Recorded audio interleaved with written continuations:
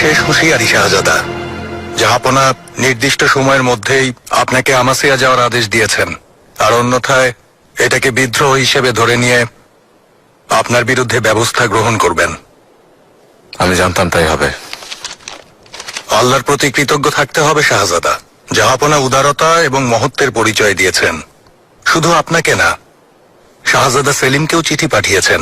সকুল্লু Mehmed পাশার পরামর্শের পরিণতি। আমি আপনার পরামর্শ জানতে চাই। এমন পরিস্থিতিতে চুপ থাকাটাই জরুরি। রাগের মাথায় কিছু করা ঠিক হবে না।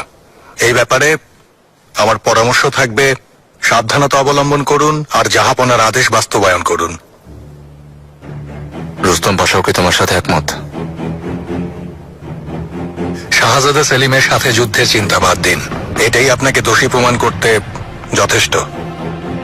তখন জাহাপনাও যুদ্ধে নামবেন আর আপনার বিরুদ্ধে দাঁড়াবেন। এইরকম একটা যুদ্ধ করার জন্য আমরা কেউ প্রস্তুত না শাহজাদা। এতে মহান সাম্রাজ্যের সম্মান নষ্ট হবে। আপনার পূর্বপুরুষ মহামান্য সুলতান মেহমেদ খানের কথা মনে রাখবেন। জাহাপনা যুদ্ধক্ষেত্রে আসার আগেই সেলিমকে শেষ করে দেব আমি।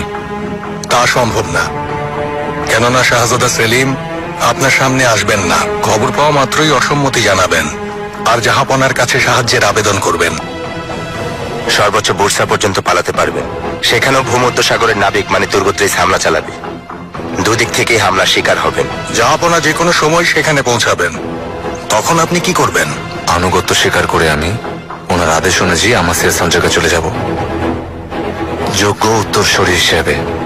মনে হচ্ছে আপনি সবকিছু ভেবে রেখেছেন শাহজাদা। আশা করি মেহেরিমা সুলতান আপনাকে বুঝিয়ে বললে হয়তো আপনার রাগ কমবে। এর সাথে মিহিরিমা সুলতানের কি সম্পর্ক? আগা